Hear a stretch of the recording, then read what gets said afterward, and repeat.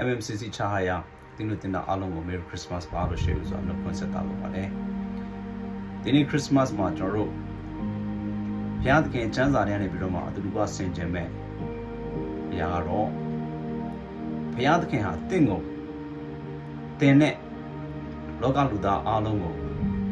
အဆုံးအစမရှိတဲ့ချစ်ချင်းမေတ္တာနဲ့ချစ်နေတယ်ဆိုတဲ့အကြောင်းအရာဒီနေ့ကျွန်တော်တို့အတူတူကဆင်ခြင်မှာဖြစ်တယ်ကျမ်းစာထဲမှာပြောထားလဲဆိုလို့ရှိရင်ရှင်ယောဟန်ခရစ်ဝင်ကျမ်းခန်းကြီး3အပိုင်ငယ်16မှာပြောထားလဲဆိုလို့ရှိရင်ဘုရားသခင်ဤသားတော်ကိုယုံကြည်သောသူအပေါင်းတို့သည်ပျက်စီးခြင်းသို့မရောက်ထာဝရအသက်ကိုရစေခြင်းကဘုရားသခင်သည်မိမိ၌တပါးတည်သောသားတော်ကို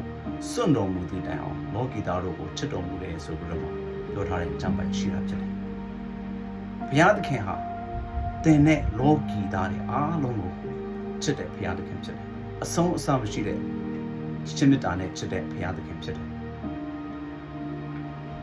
အဲ့ဒီဘုရားသခင်ကဘယ်လိုမျိုးဘုရားသခင်လဲကျွန်တော်ကိုးကွယ်တဲ့ဘုရားသခင်ဘယ်လိုမျိုးဘုရားသခင်လဲဆိုတဲ့အရာဒီနေ့ကျွန်တော်တို့သိရအောင်ကျွန်တော်သိရမှာဖြစ်တယ်နံပါတ်1အနေနဲ့ဒီကျမ်းပိုက်ထဲနေကျွန်တော်သိရမယ့်အရာပါလဲဆိုလို့ရှိရင်ဘုရားသခင်ကတင်တဲ့လောကီသားတွေအားလုံးကိုအဆုံးအစမရှိတဲ့ချစ်မေတ္တာနဲ့ချစ်တယ်ဆိုတဲ့အထဲထဲမှာနံပါတ်1ကျွန်တော်သိရမယ့်အရာကျွန်တော်တို့ချစ်တဲ့ဘုရားသခင်ကဘယ်လိုမျိုးလဲဆိုတဲ့အရာကိုကျွန်တော်သိရမယ်ကျွန်တော်ကိုယ်ကိုယ်နဲ့ဘုရားသခင်ကဘယ်လိုမျိုးလဲဘုရားသခင်လို့ပြောလိုက်ပြီဆိုကျမ်းစာတွေကဘုရားသခင်ကကဘာမတီမရှိမီစัจ java လာကြီးတစ်ခုလုံးမရှိမီတဲ့နေပြီးတော့မှတည်ရှိနေခဲ့တဲ့ဘုရားဖြစ်တယ်။သူကဘုရားဖြစ်ခြင်းကနေဘယ်တော့မှရက်ဆေးသွားတယ်ဆိုတာမရှိဘူး။စัจ java လာကြီးအားလုံးကဘာနဲ့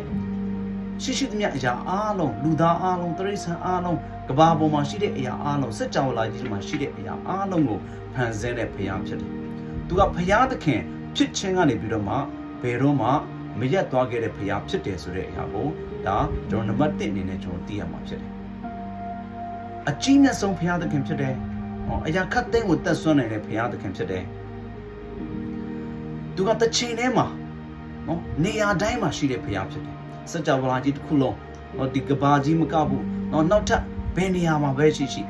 ကဘာအဆက်ဆက်သူကတည်ရှိတဲ့ဘုရားဖြစ်တယ်။ဘုရားဖြစ်ခြင်းကနေဘယ်တော့မှမရက်သွားခဲ့တဲ့ဘုရားဖြစ်တယ်ဆိုတဲ့အရာကိုကျွန်တော်အနေနဲ့အရင်သိရမှာဖြစ်တယ်။ဆိုတော့ဘုရားသခင်ကချစ်ချင်းမေတ္တာရှိတဲ့ဘုရားဖြစ်တယ်။အဲ့ဒီချစ်ချင်းမေတ္တာကလူတွေနဲ့ဘလို့မှလူတွေရဲ့ချစ်ချင်းမေတ္တာနဲ့ကျွန်တော်တို့နိုင်ရှင်လို့မရတဲ့ချစ်ချင်းမေတ္တာအဆုံးအစမရှိတဲ့ချစ်ချင်းမေတ္တာရှိတဲ့ဘုရားသခင်လည်းဖြစ်တယ်။လူတွေရဲ့ချစ်ချင်းမေတ္တာကအကန့်အသတ်ရှိတယ်။ဘုရားသခင်ချစ်ချင်းမေတ္တာကအကန့်အသတ်မရှိဘူးဖြစ်တယ်။အဲကြောင့်ဘုရားသခင်လို့ပြောလိုက်ပြီဆိုလို့ရှိရင်အဲ့ဒီဘုရားသခင်ကတကယ်ကိုကြီးမြတ်တဲ့ဘုရားဖြစ်တယ်။ဘုရားဖြစ်ခြင်းကနေဘယ်တော့မှ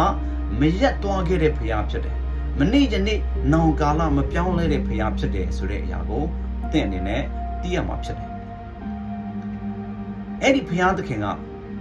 ကျင်နာတနာတတ်တဲ့ဘုရားဖြစ်တယ်။အဲ့ဒီဘုရားသခင်ကတရားမျှတတဲ့ဘုရားဖြစ်တယ်။နော်။ဒါကြောင့်မို့အဲ့ဒီဘုရားသခင်ဟာဆိုလို့ရှိရင်တကယ်ကိုကြီးမြတ်တဲ့ဘုရားဖြစ်တယ်ဆိုတဲ့အရာကိုကျွန်တော်တို့ရှေ့ဦးစွာသိရမှာဖြစ်တယ်။ကျမ်းစာထဲမှာပြောလဲဆိုလို့ရှိရင်တောင်များကိုမဖော်မြေကြီးနဲ့လောကရတ်ကိုဖန်ဆင်းတော်မူမီကိုတော်သည်ရှေးကာလအဆက်ဆက်မှစ၍နောင်ကဘာအဆက်ဆက်တိုင်အောင်ဘုရားသခင်ဖြစ်တော်မူ၏ဆိုပြီးတော့ပြောထားတာဖြစ်တယ်။အဲ့ဒါကျွန်တော်စာလံကျမ်းအခန်းကြီး90အပိုင်းငယ်1မှာကျွန်တော်ပြောထားတဲ့အရာကျွန်တော်တွေ့ရတယ်။ဆိုတော့ကဘာအဆက်ဆက်တောင်နေမပေါ်ခင်ဘယ်အရာမှဒီမရှိခင်မှာဘုရားသခင်ကအရင်ရှိခဲ့တဲ့ဘုရားကဘာအဆက်ဆက်တည်ရှိခဲ့တဲ့ဘုရားဖြစ်တယ်ဆိုပြီးတော့မှဒီဆာလံကျမ်းထဲမှာပြောထားတဲ့အရာကိုကျွန်တော်တွေ့ရတယ်။ဒါကြောင့်မို့ဒီဘုရားသခင်လို့ပြောလိုက်ပြီဆိုလို့ရှိရင်ကျွန်တော်တို့တကယ်ကိုကြီးမြတ်တဲ့ဘုရားဖြစ်တယ်။ဘုရားဖြစ်ခြင်းကနေဘယ်တော့မှမရက်သွားခဲ့တဲ့ဘုရားဖြစ်တယ်။ကဘာအဆက်ဆက်တည်တဲ့ဘုရားဖြစ်တယ်ဆိုတဲ့အရာကိုကျွန်တော်တို့သိရမှာဖြစ်တယ်။ဆိုတော့အဲ့ဒီဘုရားသခင်ကတဲ့ခုနကျမ်းစာထဲမှာပြောလဲယော36ထဲမှာရှင်ကခရစ်ဝင်ကျမ်းခန်းကြီး3အပိုင်း16ထဲမှာဘုရားသခင်ရဲ့သားတော်ကိုယုံကြည်တဲ့သူအပေါင်းတို့သည်သားတော်ဘုရားသခင်သားတော်ဆိုတဲ့အရာကဘာတူလဲအဲ့ဒီဘုရားသခင်ရဲ့သားတော်ဆိုတဲ့သူကယေရှုဘုရားဖြစ်တယ်ယေရှုဘုရားကလည်းကဘာမတီမရှိမိခဲ့တဲ့ပြည်တော်မှာသူက ရှိခဲ့တဲ့ဖျားဖြစ်တယ်အရာခတ်သိမ်းကိုဖန်ဆင်းတဲ့ဖျားဖြစ်တယ်သူကလူတွေကြင့်ကြံပြီးတော့မှလူကနေပြီးတော့မှကြင့်ကြံပြီးတော့မှဖြစ်လာတဲ့ဖျားမဟုတ်ဘူးသူကငကိုတဲ့နေပြီးတော့အရင်တော့ကနေပြီးတော့မှဒါသူကဖျားဖြစ်နေပြီးတဲ့ဖျားဖြစ်တယ်အဲ့ဒီယေရှုဖျားဟာဆိုလို့ရှိရင်ဖျားသခင်ရဲ့သားတော်ဖြစ်တယ်အဲ့ဒီယေရှုခရစ်တော်ဖျားဟာအရာခတ်သိမ်းကိုဖန်ဆင်းတဲ့ဖျားဖြစ်တယ်ဆိုတဲ့အရာကိုသင်နဲ့ကျွန်တော်သိရမှာဖြစ်တယ်ဆိုတော့ဒီယေရှုဖျားဟာဒီခရစ်စမတ်ကာလမှာမေရိုမာရီအပြုကနာမာရီရဲ့ပိုက်ထဲမှာသူကဒါယောက်ျားနဲ့အတူမနေဘဲနဲ့ဖျားသခင်ရဲ့တကူတော်တန်ရှင်သောဝိညာဉ်တော်ရဲ့တကူတော်အပြင်ပရိသေတွေတည်ပြီးတော့မှဒီလောကကြီးထဲမှာဖျားသခင်ရဲ့ဖျားသခင်ရဲ့ဆေလွတ်ခြင်းသူကိုယ်တိုင်လည်းတကယ်ပဲဒါချစ်ချင်းမြတ်တာလူတွေကိုချစ်တဲ့အတွက်ကြောင့်မို့ဒီလောကကြီးထဲမှာဒီခရစ်စမတ်ကာလမှာသူကြွလာတာဖြစ်တယ်ဆိုတော့အဲ့ဒီယေရှုဖျားကကျွန်တော်တို့ကြင့်ကြံပြီးတော့မှဖျားဖြစ်သွားတဲ့သူမဟုတ်ဘူးအရင်ကတည်းကနေပြီးတော့မှတည်ရှိခဲ့တဲ့ဖျားဖြစ်တယ်ကျမ်းစာထဲမှာပြောထားလဲဆိုလို့ရှိရင်ကောလောသဲကျမ်းထဲမှာထိုသားတော်သည်မျက်မြင်မရသောဖျားသခင်ပုံသဏ္ဍာန်တော်ဖြစ်၏ဝိနည်းတတ္တဝါအပေါင်းတို့တွင်လည်းသားဦးဖြစ်တော်မူ၏အကြောင်းမူကားထိုသားတော်သည်ကောင်းကင်ပေါ်မြေကြီးပေါ်မှာရှိသမျှသောယူပအရာ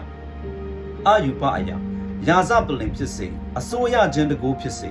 အထွတ်အမြတ်ဖြစ်စေအာနာဇက်ဖြစ်စေခတ်သိမ်းသောအရာတို့ကိုဖန်ဆင်းတော်မူ၏ထိုသခင်အားဖြင့်၎င်းထိုသခင်အဖို့အလို့ငါ၎င်းခတ်သိမ်းသောအရာတို့သည်ဖန်ဆင်းလျက်ဖြစ်ကြ၏ဆိုပြီးတော့မှကျမ်းစာထဲမှာဖော်ပြထားတာဖြစ်တယ်ဆိုတော့ဒီယေရှုဖျားရဲ့သားတော်ဟာဆိုလို့ရှိရင်အရာခတ်သိမ်းကိုဖန်ဆင်းတဲ့ဖျားဖြစ်တယ်ဆိုတဲ့အရာကိုလည်းကျွန်တော်တို့သိရမှာဖြစ်တယ်ဒါကြောင့်မို့ဖျားသခင်ရဲ့သားတော်လို့ပြောပြီးဆိုလို့ရှိရင်ကျွန်တော်တို့လူကနေပြီးတော့မှကြင့်ကြံပြီးတော့မှဖြစ်သွားတဲ့ဖျားမဟုတ်တလို့အရင်တုန်းကကြီးနဲ့သူကတည်ရှိခဲ့တဲ့ဖျားဖြစ်တယ်ဖျားဖြစ်ခြင်းမရက်သွားခဲ့တဲ့ဖျားဖြစ်တယ်အဲ့ဒီဖျားကလောကကြီးတဲ့ကိုဒီဒီဇင်ဘာခရစ်စမတ်မှာတင်တဲ့ကျွန်တော်ကိုဒါအပြစ်ထမ်းနေကြတင်ဖို့ထာဝရငြိမ်းရနေကြတင်ဖို့အတွက်ကြွလာတဲ့ဖျားဖြစ်တယ်ဆိုတော့ဘာကြောင့်မို့နောက်ထပ်ကျွန်တော်စဉ်းစားမယ့်အရာကဘာကြောင့်ဖျားသခင်ကသူ့ရဲ့တပါးတီးသောသားတော်ကိုစွန့်တဲ့တိုင်အောင်တင်တဲ့လောကလူသားတွေအားလုံးကိုချေရတာလေဆိုတဲ့အရာစဉ်းစားမှာဖြစ်တယ်။ဘာကြောင့်လဲဆိုလို့ရှိရင်ဘုရားသခင်ကချစ်ချင်းမေတ္တာဖြစ်တယ်။ဘုရားသခင်ကချစ်ချင်းမေတ္တာဖြစ်တယ်ဆိုပြီးတော့မှကျမ်းစာထဲမှာဖော်ပြထားတာဖြစ်တယ်။ဒီနေ့လူတွေကိုဘုရားသခင်ကသူ့ရဲ့ပုံသဏ္ဍာန်တော်နဲ့အညီဖန်ဆင်းထားတယ်ဆိုပြီးတော့မှကျမ်းစာထဲမှာပြောထားတဲ့အရာကျွန်တော်တို့တွေ့ရတာဖြစ်တယ်။လူတွေကချစ်တတ်တယ်ဟုတ်လား။တိရစ္ဆာန်တွေလည်းဘုရားသခင်ဖန်ဆင်းထားတယ်ဆိုတော့တိရစ္ဆာန်တွေကလည်းသူတို့လည်းချစ်တတ်တာဖြစ်တယ်။ဆိုတော့လူတွေကပို့ပြီးတော့မှအကျဉ်းသားတရားချစ်ချင်းမေတ္တာနဲ့ပြည့်တယ်။ရှိတဲ့လူတွေဖြစ်တယ်။ဒါပေမဲ့လူတွေထက်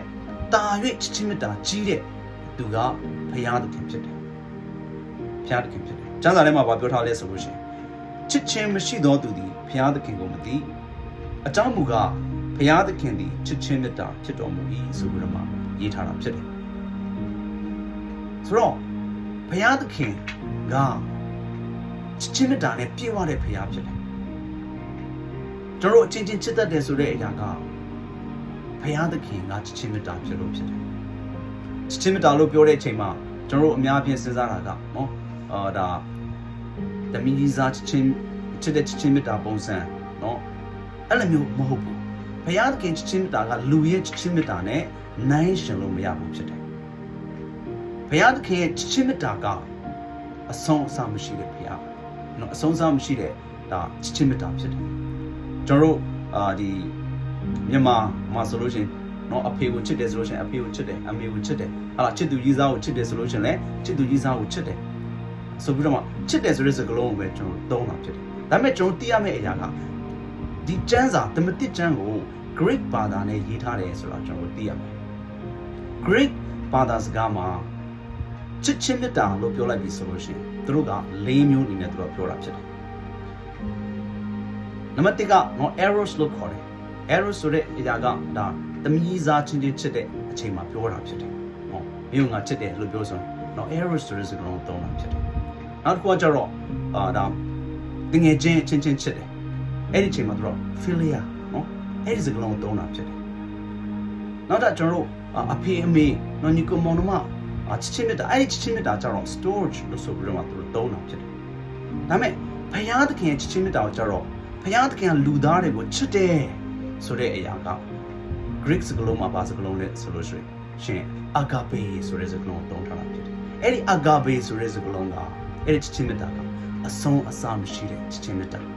အခြေအနေပေါ်မှာမမူတည်တဲ့ချစ်ချင်းမြတ်တာဖြစ်တယ်ဒါကြောင့်မို့ဘုရားသခင်ကတင်တဲ့လောကလူသားအားလုံးကျွန်တော်အားလုံးကိုချစ်တယ်ဆိုတဲ့အရာကအဲ့ဒီအာဂါဘေချစ်ချင်းမြတ်တာနဲ့ချစ်တာဖြစ်တယ်လူတွေရဲ့ချစ်ချင်းမြတ်တာနဲ့မတူဘူးလူတွေရဲ့ချစ်ချင်းမြတ်တာကအချိန်တန်ရင်ဒါအကန့်အသတ်ရှိတာဖြစ်တယ်နော်ချစ်ချင်းမြတ်တာတမီးစားဆိုလို့ရှိရင်ချစ်ချင်းမြတ်တာအကန့်အသတ်ရှိတယ်အဖေနဲ့သားသမီးချစ်ချင်းမြတ်တာအကန့်အသတ်ရှိတယ်ဒါကြောင့်မို့ကျွန်တော်အမွေပြတ်ဆဲတာတို့ဟုတ်လားအမွေဖြတ်လိုက်တာတို့သားသမီးကနေပြီးတော့မှဆွန့်လိုက်တာတို့ရှိတယ်နော်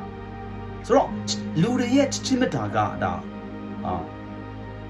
ဘာလဲဆိုလို့ရှိရင်အကန့်အသတ်ရှိတာဖြစ်တယ်ဘုရားသခင်ချစ်ချင်းမြတ်တာကအကန့်အသတ်မရှိဘူးဘုရားသခင်ကတင့်ကိုတင်ချစ်တာတဲ့တင့်ကိုပို့ချစ်တဲ့ဘုရားဖြစ်တယ်ဘုရားသခင်ကတင့်ကိုတင်ရဲ့မိဘတွေချစ်တာတဲ့တာရွေးချစ်တဲ့ဘုရားဖြစ်တယ်ဘုရားသခင်ကတင့်ကိုတင်ရဲ့ချစ်သူရည်စားတင်ရဲ့အမျိုးသားအမျိုးသမီးနော်ချစ်တာတဲ့တာရွေးချစ်တဲ့ဘုရားဖြစ်တယ်ဒါကြောင့်မို့ဒီ December Christmas ကာလမှာဘုရားသခင်ကတင့်ကိုအယံချစ်တဲ့အတွက်သူ့ရဲ့တပါးဒီသားတော်ယေရှုဘုရားကိုဒီလောကကြီးကိုဆေလွတ်တာဖြစ်တယ်။ဘာကြောင့်လဲ။တင့်ကိုထာဝရငရေတွေကနေပြီးတော့မှကယ်တင်ခြင်းလို့ဖြစ်တယ်။ဘာကြောင့်တင်ကထာဝရငရေကိုတွားရမှာလဲ။ဘာကြောင့်လဲဆိုလို့ရှိရင်တင်နဲ့ကျွန်တော်လူသားအားလုံးဟာဆိုလို့ရှိရင်အပြစ်ရှိတဲ့သူတွေဖြစ်တယ်။အတင်ကတော့ပြောမယ်ကျွန်တော်တစ်ခါမှအပြစ်မလုပ်ဘူး။ကျွန်တော်စူးစမ်းပြီးတော့မှကြင်ကြံနေတယ်။စူးစမ်းပြီးတော့မှအကောင်းဆုံးကျွန်တော်အသက်ရှင်နေတယ်။ဘယ်သူမှကျွန်တော်မပြစ်မှားဘူးအကောင်းဆုံးကျွန်တော်အနေနဲ့လှုပ်ဆောင်နေတယ်ကျမအနေနဲ့အကောင်းဆုံးအသက်ရှင်နေတာဖြစ်တယ်ဆိုပြီးတော့မှပြောကောင်းပြောနိုင်တယ်ဒါပေမဲ့တက်စီမှာ original အပြစ်နော်ဗီဇအပြစ်ငကိုယ်တည်းကရှိတဲ့အပြစ်ရှိတယ်ဆိုတဲ့အရာကိုသင်သိရမှာဖြစ်တယ်အဲ့ဒီအဖြစ်ကဘယ်သူစီကနေလာတာလဲအိုးမနော်ပထမဘုရားသခင်လူသားတွေကိုဖန်ဆင်းတဲ့ချိန်မှာကျွန်တော်တို့ရဲ့မိခင်ဖခင်ဖြစ်တဲ့အာရန်နဲ့အေဝါသူတို့ညောက်ကိုဘုရားသခင်ဖန်ဆင်းတယ်သူတို့ညောက်ကိုတည်ဖို့အတွက်ဘုရားသခင်ဖန်ဆင်းတာမဟုတ်ဘူးထာဝရအသက်ရှင်ဖို့အတွက်ဘုရားသခင်ဖန်ဆင်းတာဖြစ်တယ်ဖန်ဆင်းပြီးတဲ့ချိန်မှာဘုရားသခင်ကကောင်းကောင်းမွန်မွန်သူတို့ကိုထားတယ်ပြီးလို့ရှိရင်အဲ့ဒီအေဒီဥယျာဉ်ထဲမှာနော်ဒါ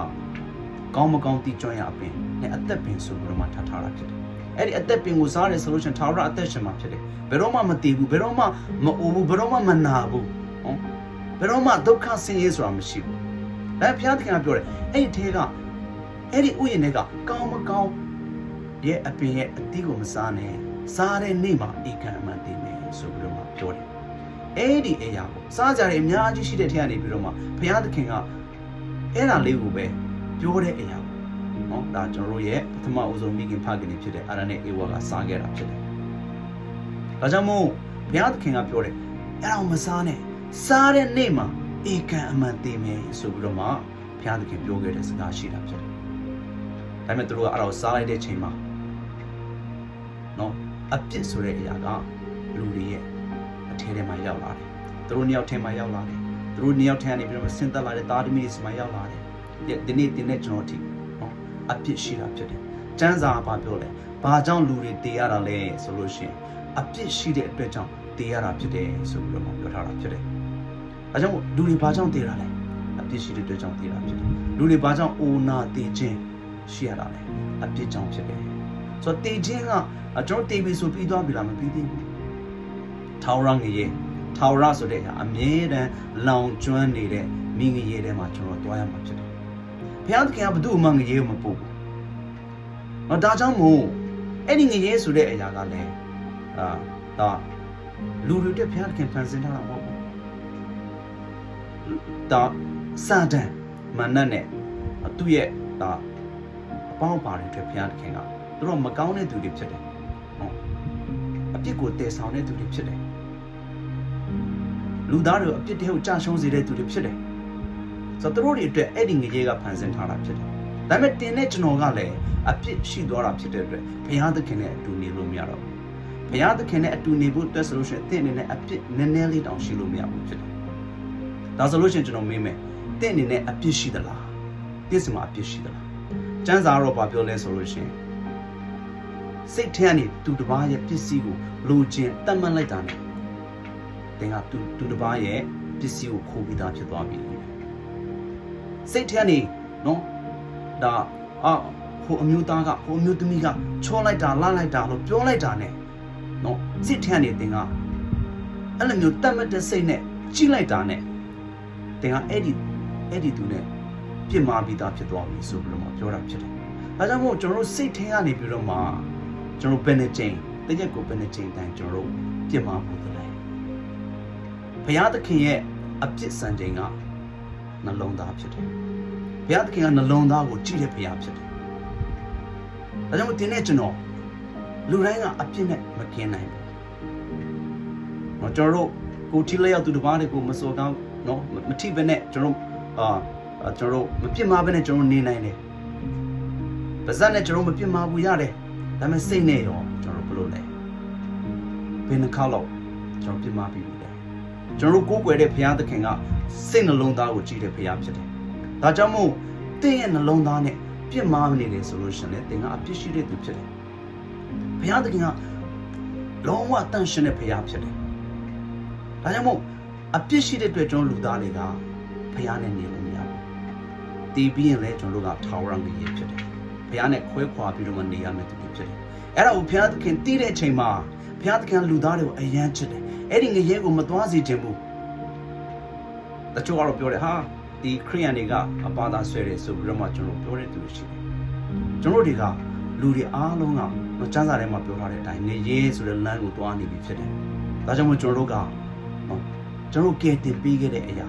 ဘုရားသခင်ကပြင်ဆင်ပေးခဲ့တဲ့ကယ်တင်ခြင်းလူတွေအားလုံးအတွက်ပြင်ဆင်ပေးခဲ့တဲ့ဒီခရစ်စမတ်ကာလမှာသူ့ရဲ့တပါးဒီသားတော်ကိုကျွန်တော်တို့ရဲ့အပြစ်တွေကိုစားလက်ဝါးကားတိုင်းမှာအသေးခံဖို့အတွက်လက်ဝါးကားတိုင်းမှာကျွန်တော်ရဲ့အပြစ်ကျွန်တော်ခံရမယ်နော်ဒါစီရင်ချက်ကိုသူကတရားစီရင်ချက်ကိုသူကခံပေးသွားတာဖြစ်တယ်အဲ့ဒီယေရှုခရစ်တော်ဘုရားဘုရားသခင်ကကျွန်တော်တို့အယံချစ်လို့သူ့ရဲ့တပါးဒီတော်သားတော်ဖြစ်တဲ့ယေရှုခရစ်တော်ဘုရားကိုဆက်လုပ်ပေးတာဖြစ်တယ်အဲ့ဒီယေရှုခရစ်တော်ဘုရားကိုကျွန်တော်တို့ကယုံကြည်လက်ခံတယ်ဆိုလို့ရှိရင်ကျွန်တော်တို့အနေနဲ့ဒါငရေကိုထောက်ရငရေကိုကျွန်တော်သွားဆောင်လို့ဖြစ်တယ်ဒီအကြောင်းအရာကိုကျွန်တော်တို့ကပြောနေခြင်းဖြစ်တယ်ဧဝံဂေလိပြောတယ်ဆိုတဲ့အရာဒီအသင်ချင်းအကြောင်းပြောတယ်ဆိုတဲ့အရာဘာကြောင့်လဲလူတွေကဘုရားသခင်ရှိတဲ့နေရာကိုဘလို့မှမရောက်နိုင်တော့ဘာကြောင့်လဲအပြစ်နှလုံးသားထဲကအပြစ်ကဘလို့မှကျွန်တော်တို့ဖြောက်ဖျက်လို့မရဘူးဖြစ်တယ်ဒါကြောင့်မို့ဒီမှာရှိတဲ့ကျွန်တော်တို့ရဲ့ဒါ MMCC ချားရတင်းတော်အတင်းတို့တင်တာလေကျွန်တော်သိစေချင်တဲ့အရာကတော့ဘုရားသခင်ကတင့်ကိုအရန်ချစ်တဲ့အတွက်ဒီဒီဇင်ဘာကာလမှာယေရှုခရစ်တော်ဘုရားကိုဆက်လုပ်ခဲ့တာဖြစ်တယ်အဲ့ဒီယေရှုခရစ်တော်ယုံကြည်လက်ခံဖို့အတွက်ဖြစ်တယ်ဒါအရန်အရေးကြီးတာဖြစ်တယ်ဆိုတော့ဒီမှာကျမ်းစာထဲမှာပြောထားလဲဆိုလို့ရှိရင်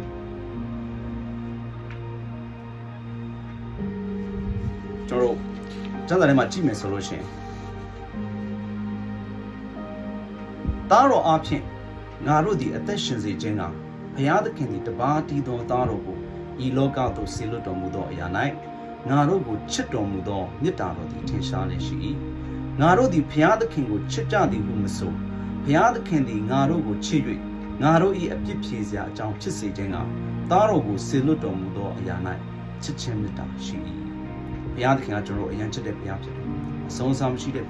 ရှင်မေတ္တာနဲ့ချစ်တဲ့ဘုရားဖြစ်တယ်ဒီနေ့ကျွန်တော်ကိုထာဝရပြည်ရဲထဲမှာမသွားစေချင်ဘူးဆိုတဲ့သိစေချင်တယ်ဘုရားသခင်တင်တဲ့ကျွန်တော်ကိုအရင်ချစ်တာဖြစ်တယ်ဆိုတော့နောက်တစ်ခုကဘာလဲဆိုလို့ရှိရင်ဘုရားသခင်ရဲ့သားတော်ကိုယုံကြည်ရင်ဆိုတဲ့စကားလုံးတို့တွေ့ရတယ်ခုနကျမ်းပိုက်ထဲမှာဘုရားသခင်၏သားတော်ကိုယုံကြည်သောသူအပေါင်းတို့သည်ပျက်စီးခြင်းတို့မရအောင်ဘုရားသခင်ရဲ့သားတော်ယုံကြည်ဘာဖြစ်လဲ ပျက်စီးခြင်းကိုမရောက်ဘူးဆိုပြီးတော့မှကျမ်းစာထဲမှာဖော်ပြထားတယ်အဲ့ဒီပျက်စီးခြင်းကပါလေခုနကျွန်တော်ပြောသွားတယ်ထာဝရငရေထဲမှာထာဝရကျွန်တော်တို့ဘုရားသခင်နဲ့ခွဲခွာပြီးတော့မှနေရမယ်ပျက်စီးခြင်းအဲ့ဒါလည်းဖြစ်တယ်လို့တင်နဲ့ကျွန်တော်လောကကြီးထဲမှာဆက်ပြီးတော့မှအသက်ရှင်တဲ့အချိန်မှာပျက်စီးခြင်းနဲ့ကိုမရောက်ဘူးကျွန်တော်လူတွေပြောနေတဲ့ဒီလူကမင်းမပြတ်ပဲဟာလားဒီလူကပြက်နေတာဆိုတော့ဘာပြောတာလဲဒီလောကကြီးထဲမှာသူကမကောင်းဘူးဆိုတဲ့အရာပြောတာဖြစ်တယ်သူကအချက်မကောင်းဘူးအချက်စာရိတ္တမကောင်းဘူးဟာလားသူရဲ့အသက်ရှင်တဲ့ပုံစံကလူမိုက်ဖြစ်တယ်ဟာလားအဲ့လိုမျိုးပြောတဲ့အရာပါတယ်ဒီလူကပြက်နေတယ်ဆိုတဲ့အရာပြောတာဖြစ်တယ်ဆိုတော့ပျက်စီးခြင်းလို့ပြောတဲ့အချိန်မှာယေရှုဖခင်ကိုဘုရားသခင်သားတော်ယေရှုဖခင်ကိုယုံကြည်တယ်ဆိုလို့ရှိရင်ပျက်စီးခြင်းကိုမရောက်ဘူးဆိုတဲ့အရာလည်းဒီလောကကြီးထဲမှာဆက်အသက်ရှင်တဲ့အချိန်မှာသင်ကလူပြက်ဖြစ်မှာမဟုတ်ဘူးသင်ကလူဆိုးဖြစ်မှာမဟုတ်ဘူးကျမ်းစာထဲမှာပြောလဲဆိုလို့ရှိရင်လူမည်ဒီကခရစ်တော်၌ရှိလေခရစ်တော်ဆိုတာယေရှုဖခင်ကိုပြောတာဖြစ်တယ်အသက်ပြုပြင်သောတရဝါဖြစ်ဟောင်းသောအရာတို့သည်ပြောင်းလဲ၍ခပ်သိမ်းသောအရာတို့သည်အသက်ဖြစ်ကြပြီဆိုပြီးတော့မှကျမ်းစာထဲမှာပြောထားတာဖြစ်တယ်။သင်ကယေရှုခရစ်တော်ဖျားတကယ်ယုံကြည်လက်ခံတယ်ဆိုလို့ရှိရင်သင်ကဘယ်တော့မှပျက်စီးတဲ့သူမဟုတ်ဘူး။သင်ကကောင်းတဲ့အကျင့်ကိုကျင့်တဲ့သူဖြစ်လာမှာဖြစ်တယ်။ဟောတာယေရှုခရစ်တော်ဖျားကိုသင်အနေနဲ့ယုံကြည်လက်ခံတဲ့အချိန်မှာပျက်စီးခြင်းလောကကြီးထဲမှာသင်ပျက်စီးခြင်းမရှိဘူး။အဲ့လိုပဲထာဝရငရေထဲမှာလည်းသင်ပျက်စီးခြင်းမရောက်ဘူးဖြစ်တယ်။နောက်တစ်ခုကပါလဲထာဝရဘယ်လဲဘုရားသခင်သားတော်ကိုယုံကြည်သောသူအပေါင်းတို့သည်ပျက်စီးခြင်းတို့မရောက်နောက်တစ်ခုပါလဲဆိုလို့ရှိရင်ထာဝရအသက်ကိုရစေခြင်းလားဆိုပြီးတော့မှအဲ့ဒီစကားလုံးကိုကျွန်တော်တွေ့ရဆိုထာဝရအသက်ဆိုတာပါလဲထာဝရအသက်ဆိုတဲ့အရာကအိုခြင်းနာခြင်းသေခြင်းမရှိတဲ့အသက်ဖြစ်တယ်လူတယောက်ကိုအဖွားတယောက်ကိုပေါ့နော်လူငယ်လေးတယောက်ကယေရှုအကြောင်းပြောပြတယ်အဖွား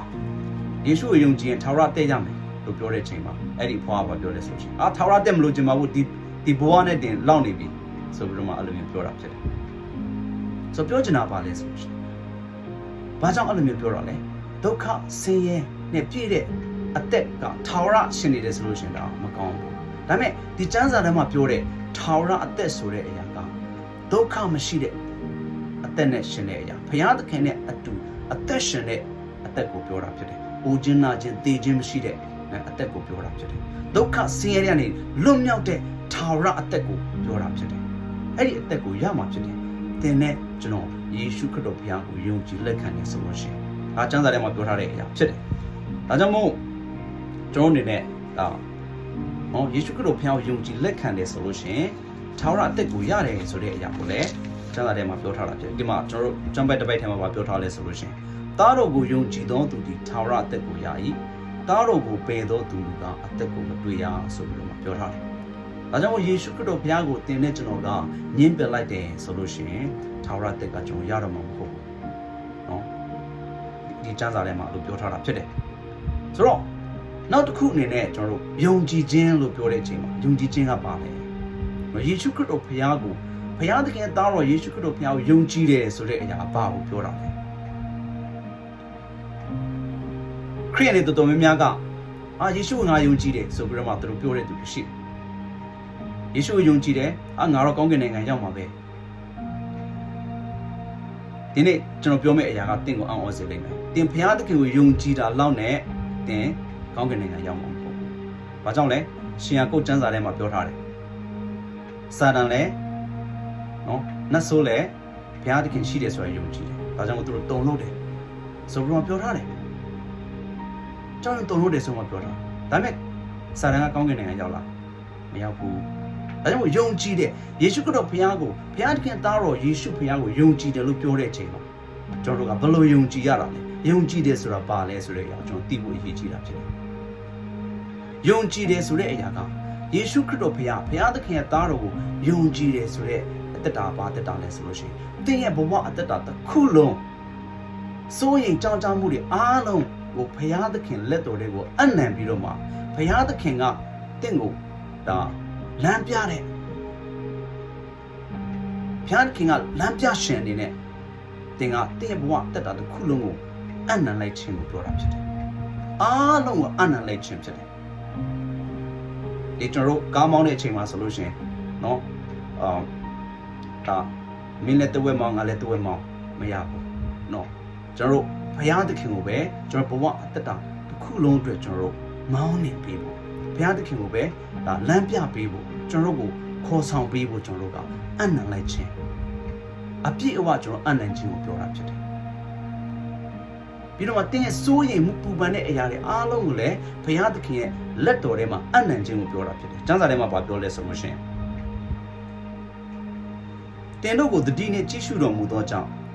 တင်တို့၌စိုးရိမ်ခြင်းအမှုရှိသမျှတို့ကိုကိုယ်တော်၌အနံ့ကြလော့ဆိုပြီးတော့မှရှင်ပေတရုဩဝါဒစာပထမဆုံးเนาะအဲ့ဒီကျမ်းထဲမှာပြောထားတယ်ခန်းကြီး9အပတ်ငယ်9ထဲမှာပြောထားတာဖြစ်တယ်။ဒါကြောင့်မို့ကျွန်တော်တို့တတိနဲ့ကြည့်ရှုတဲ့ဘုရားဖြစ်တဲ့အတွက်ကျွန်တော်စိုးရင်တဲ့အရာအားလုံးကျွန်တော်ဘဝအတ္တအားလုံးကိုဘုရားသခင်လက်ထဲအနံ့ခြင်းဒါကဆိုလို့ရှိရင်ဒါသင်ရဲ့ယုံကြည်ခြင်းဖြစ်တယ်။အဲ့ဒီအရာဆိုလို့ရှိရင်ဘုရားကိုယုံကြည်ခြင်းဖြစ်တယ်။ယေရှုဘုရားကိုသင်ယုံကြည်ခြင်းဖြစ်တယ်။ယေရှုဘုရားကပြောလဲရှမသက်ခရစ်ဝင်ကျမ်းထဲမှာခန်းကြီး7ပိုင်းငယ်28ကနေပြီးတော့မှ30မှာဝန်လေး၍ပြင်ပန်းသောသူပေါင်းတို့ငါထံသို့လာကြလော့ငါသည်ချမ်းသာပေးမည်ငါတဘိုးကိုတင်၍ထမ်းကြလော့ငါထံ၌နီးခံကြလော့ငါသည်နူးညံ့သိမ်မွေ့နှိမ့်ချသောစိတ်တဘောရှိ၏တင်တို့စိတ်နှလုံးသည်တက်တာခြင်းကိုရလိမ့်မည်အကြောင်းမူကားငါတဘိုးသည်ထမ်းလွယ်၏ငါဝန်လည်းပေါ်၏ဟုမိန့်တော်မူ၏ဆိုတဲ့အနေနဲ့ဝန်လေးနေတယ်ပင်ပန်းနေတယ်ဆိုလို့ရှိရင်ယေရှုခရစ်တော်ဖျားစီလာဖို့ဖြစ်တယ်ဆိုတဲ့အရာကိုသိရမှာဖြစ်တယ်ယေရှုခရစ်တော်ဖျားကိုယုံကြည်တယ်ဆိုတဲ့အရာကလုံးဝယေရှုခရစ်တော်ဖျားကိုလုံးလုံးကျွန်တော်တို့ရဲ့ဘဝအတ္တအားလုံးစိုးရိမ်ခြင်းပူပန်ခြင်းအားလုံးကိုအနံ့ခြင်းတင်းရဲ့အတ္တတစ်လျှောက်လုံးကိုအနံ့ခြင်းဖြစ်တယ်ယုံကြည်အနံ့ခြင်းဖြစ်တယ်နောက်တစ်ခုကဘာလဲဆိုလို့ရှိရင်ယေရှုခရစ်တော်ဖျားကိုယုံကြည်ခြင်းဆိုတဲ့အရာကလူတွေကိုကူညီခြင်းအပြင်ဘုရားသခင်ရဲ့အစီကိုခံခြင်းဖြစ်တယ်ဘုရားသခင်အစီကိုခံခြင်းဖြစ်တယ်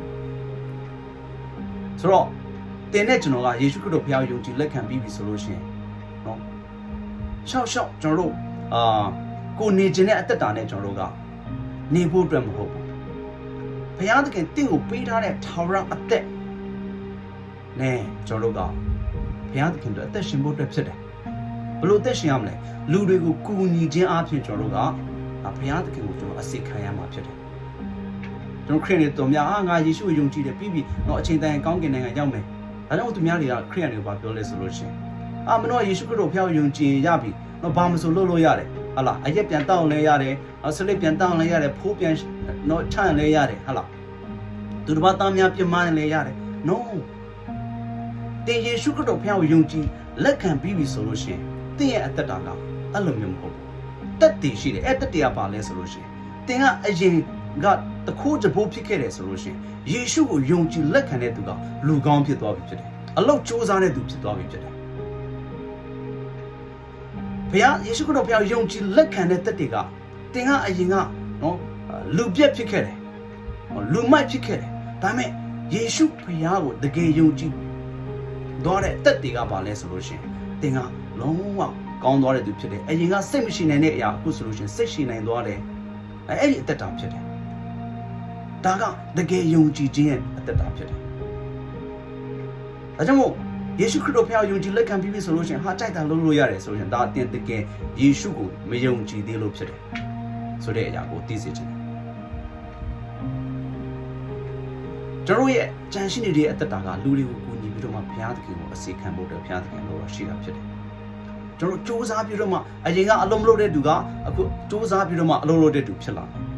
အရင်ကဒါငွေမစုတတ်တဲ့သူနော်ဒါကြိုက်တယ်လို့ပြောနေတဲ့သူကဘုရားသခင်အတွက်ငွေစုမယ်လူတွေကိုကူညီဖို့အတွက်ငွေစုမယ်နော်အရင်ကဆေဖို့တဖို့မထက်တတ်တဲ့သူတွေကအတင်းတော်ထဲမှာတစ္ဆာရှိရှိဆေဖို့တဖို့ထက်တတ်လာတယ်အလူငွေတွေပေးတတ်လာတယ်မရှိစင်းရသားတွေကိုကူညီလာတယ်ဒီအရာကတကယ့်ကိုယေရှုခရစ်တော်ဘုရားကိုမှန်ကန်စွာစစ်မှန်စွာယုံကြည်ခြင်းရဲ့တက်တည်ဖြစ်တယ်ဆိုတဲ့အရာကိုသိရမှာဖြစ်တယ်ကျမ်းစာထဲမှာပြောထားလဲဆိုလို့ရှင်တနေ့ကြလို့ရှင်ယေရှုဖခင်ကကောင်းကင်တမန်ခြံရံတဲ့သူကပြန်ကြွလာအဲ့ဒီချိန်မှာတဲ့တိုးနဲ့စစ်ကိုခွဲတယ်လို့ တကယ်ပဲဖျားတခင်ကိုယုံကြည်တဲ့သူတွေနဲ့ဖျားတခင်ကိုမယုံကြည်တဲ့သူတွေခွဲမှာဖြစ်တယ်ဆိုတော့တင်းရဲ့တက်တယ်တင်းကတကယ်ယေရှုဖျားကိုယုံကြည်လားမယုံကြည်ဘူးလားဆိုတဲ့အရာအဲ့ဒါမှာအဲ့ဒီအရာကတင်းကိုတက်တယ်ပြမှာဖြစ်တယ်အဲ့တက်တယ်ကဘာလဲဆိုလို့ရှိရင်ဒီမှာကျမ်းပိုက်ကျွန်တော်ချက်လောက်ကြည့်မယ်ရှမဿဲခန်းကြီး25အပိုင်ငယ်34ကနေပြီးတော့မှ36ထိုအခါလက်ရတော်ဘက်၌ရှိသောသူတို့အားမင်းကြီးက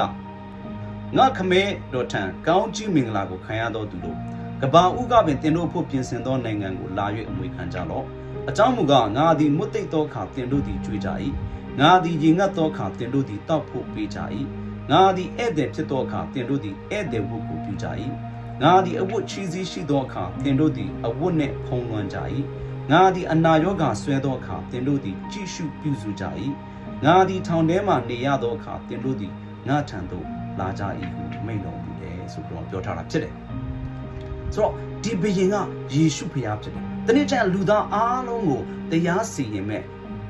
သူကယေရှုခရစ်တော်ဖခင်ဖြစ်တယ်ဆိုတဲ့အရာကိုကျမ်းစာထဲမှာပြောထားတယ်အဲ့ဒီချိန်မှာ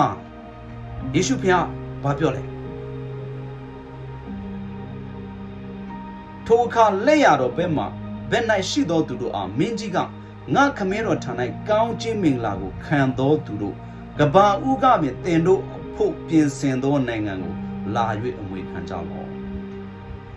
ကဘာဥကမြင်ပြင်ဆင်ထားတဲ့အရာဖြစ်တယ်ဘယ်လိုမျိုးလူတွေတွေ့ပြင်ဆင်ထားတာလဲ